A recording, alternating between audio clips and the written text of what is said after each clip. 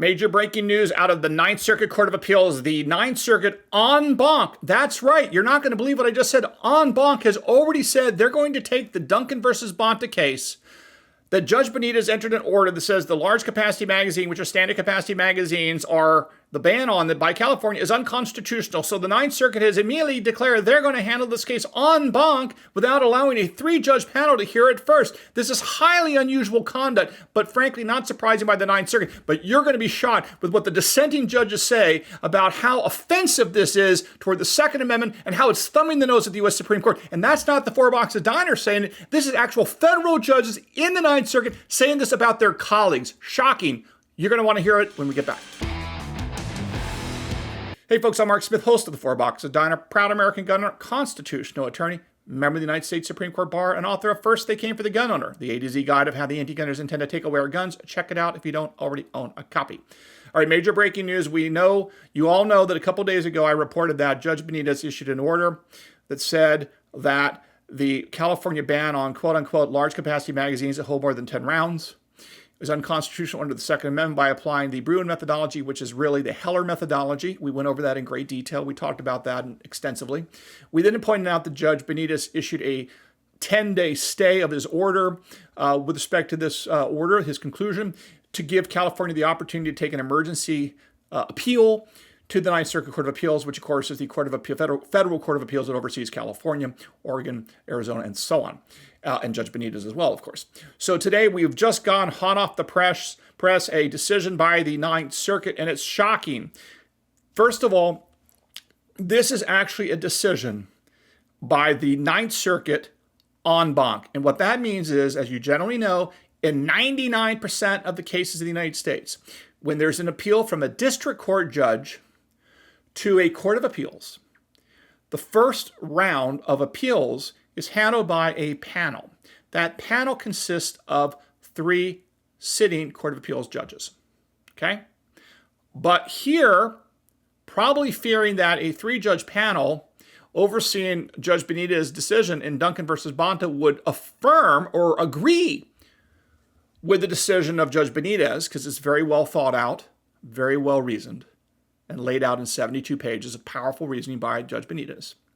It is clear the Ninth Circuit Court of Appeals did not want a panel to hear this case initially, to make a decision on the administrative stay question of whether or not that the stay of Judge Benitez's decision should be extended out more than the 10 days that Judge Benitez did, and also to make an ultimate decision as to whether or not Judge Benitez got it right under the Second Amendment.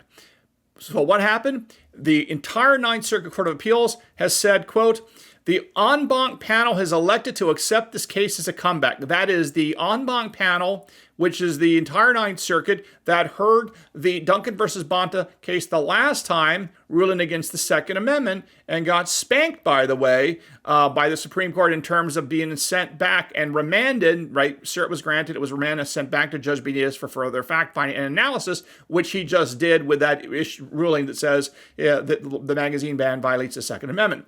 Now, what's interesting here is, first of all, this is highly unusual that an appeal or an appeal, either an appeal itself or a request for an emergency stay, is not handled by a 3-judge panel, that it actually was taken by more than 3 judges, by the entire en banc panel of the Ninth Circuit. This is highly unusual. It is so unusual, by the way, that this has generated 3 judges have dissented from this. So to begin with, let's start with what the panel decided, and then I'm going to go to the dissent. Specifically, the panel says that we are going to grant the motion for a emergency stay, which is basically giving California the relief they want, and we're going to extend it 1 additional week until specifically October 10th, 2023. Specifically, they are extending the administrative stay of Judge Benitez's injunction through October 10th, 2023. They then went on to say that the pro-Second Amendment appellees, or the pro-Second Amendment plaintiffs, are directed to file a response to the emergency motion on or before Saturday,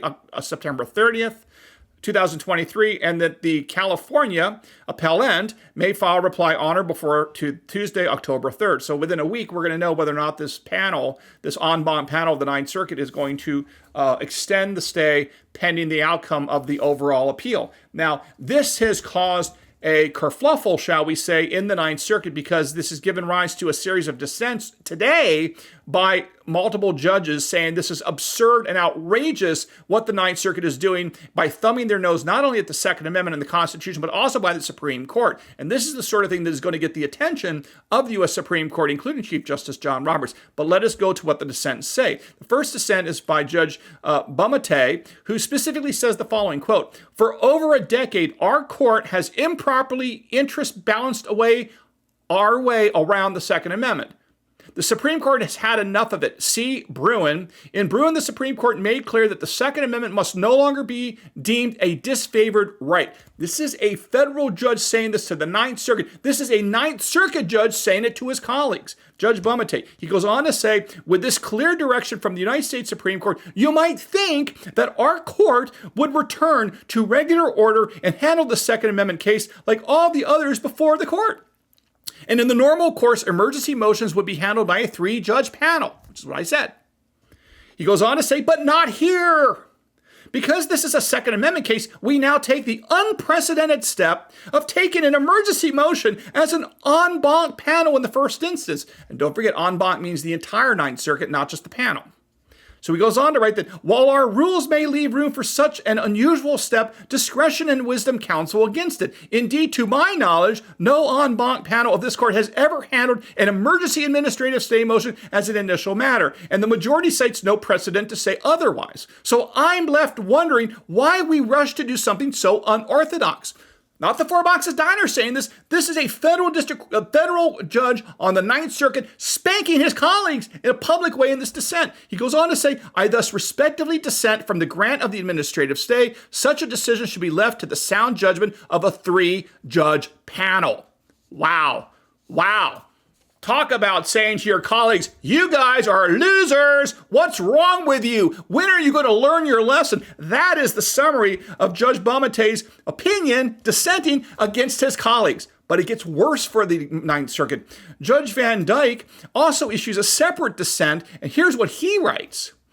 "I share Judge Bumatay's concerns about the irregularities created by this en banc panel's all too predictable haste to again rule against the Second Amendment. Apparently, even summary reversal by the U.S. Supreme Court has not tempered the majority's zeal to grab this case as a comeback, stay the district court's decision, and make sure they, and not the original 3-judge panel, get to decide the emergency motion and ultimately the eventual merits question in favor of the government." Oh my God, you have a federal judge here saying, you already know what you're going to do. You guys are not judging. You are political hacks. That is what Judge VanDyke is saying about the Ninth Circuit en banc panel. That's literally what he's saying if you read between the lines here. But he goes on to continue his criticism of his colleagues. Okay? He has lunch with these guys. This is what he's saying to them in writing in this formal dissent in the Duncan versus Bonta case. He goes on to say, "I think it is clear enough to everyone that a majority of this en banc panel will relinquish control of this case only when it is pried from its cold, dead fingers." Whoa! Wow! Great! I think this is great. These judges who screw up and disrespect the Constitution, they deserve every little bit of public embarrassment and public criticism. They deserve it. And I agree completely with Judge VanDyke here. Again, I'm going to read that sentence. It's so powerful. This isn't a judicial opinion, a dissent from the Ninth Circuit Court of Appeals. Judge VanDyke, one of the most respected judges in the country, says again this: "I think it is clear enough to everyone that a majority of this en banc panel will relinquish control of this case only when it is pried from its cold, dead fingers. And I think it is clear enough to everyone why. Because they're political hacks who are going to make a decision against the Second Amendment, and they're going to ignore the text and the history of the Bill of Rights and the Constitution yet again, and they simply don't care that they are indeed inferior courts as defined by Article 3 of the United States Constitution. And Judge VanDyke is pointing this out, as did Judge Bumatay. He goes on to say, and this is Judge VanDyke's dissent continues, "Cases involving the Second Amendment in our circuit have unfortunately suffered from a like phenomenon," meaning they were treated differently and unfairly versus other cases. "And just as we should no longer distort our rules in other types of cases, in this case abortion, for example, he's talking about, we should no longer apply different rules to different constitutional rights. We should not give the Second Amendment cases special treatment. But the current irregularities highlighted by Judge Bumatay's dissent are not the only way this case continues. It's to demonstrate our court's enduring bellicosity toward the Second Amendment." Enduring bellicosity toward the Second Amendment. Judge VanDyke just said that today. The irregularities in this case run much deeper. Indeed, all the way back to when this case was first called en banc. This en banc panel was born in illegitimacy. Did you just hear what I said? Judge VanDyke said about his colleagues, this en banc panel in Duncan versus Bonta was born in illegitimacy. Illegitimacy. Federal Court of Appeals judge saying that about his colleagues. And this case should have never been taken en banc in the first place. He then goes on to talk about some other points, and then he goes on to say a lot about what's happening here. A lot about this is deeply troubling. First and foremost, we have rules for a reason. We operate under them every day. They should apply equally and consistently unless and until we change the rules in the normal course. There is no exception for cases that some of the judges on our court really, really care about. That would be capricious and erode external and internal confidence in our court if we lack the temerity to codify a Second Amendment exception in our en banc rules. We should have refrained from employing it behind the double veil of internal court matters in which only some members of the court participated. And then he goes on to summarize and say the following. In sum, not only is our court treating this case special now, but the process that brought this case en banc in the first place was illegitimate from the start.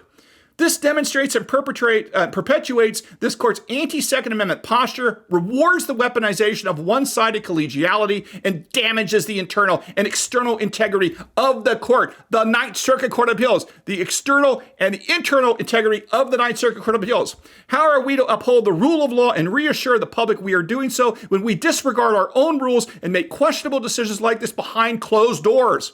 Not Mark Smith. This is Judge VanDyke about his colleagues on the Ninth Circuit Court of Appeals in California. The story of the Second Amendment in the circuit, the Ninth Circuit, has been a consistent tale of our court versus the Supreme Court and versus the U.S. Constitution.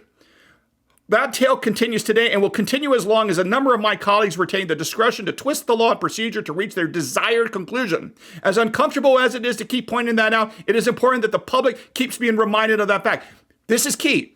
Judge VanDyke wrote this dissent for you. He wrote this dissent for me. He wrote this dissent for the Supreme Court. He wrote this dissent for the public, and he just said it. His last sentence of his dissent is, quote, as uncomfortable as it is to keep pointing this out, it is important that the public keeps being reminded of this fact, meaning the unorthodox situation. So again, powerful dissent here. We're going to continue to monitor Duncan versus Bonta and talk about what all this means. But it is great news, in my opinion, here at the Four Boxes Diner, that we should call out these judges who simply thumb their nose at the Constitution, who thumb their nose at the right to keep arms, who thumb their nose at the Supreme Court. They deserve it. All right, folks, hope you learned a little bit something here at the Four Boxes Diner. Make sure you follow me at Twitter, X, at Four Boxes Diner. We'll see you again soon here at the Four Boxes Diner.